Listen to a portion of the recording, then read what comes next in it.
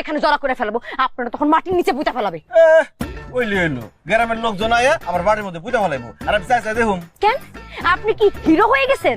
আপনি কি 10 জনের লোকে মারামারি করে পারবেন? দৌড় তো দিয়ে পারুম, আমি সবসময় দৌড়ে ফার্স্ট হই। আমি দৌড় দিলে কেউ আমার ধরতেই পারবো না।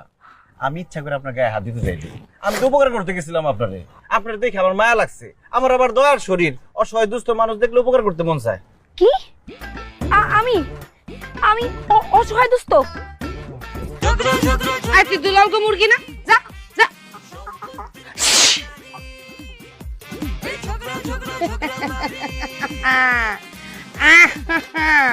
এই চোর দেখকে লাইছি কইয়া দিমু। কি ডিমটা চুরি করতেছস? দে দে ডিমটা দে। ডিম দিমু মানে? তো লজ্জা করে না? হ্যাঁ, একটা মায়ের বয়সী ভাবির দিকে তুই বদনজর দেস। কি তোমার মাথা ঠিক আছে?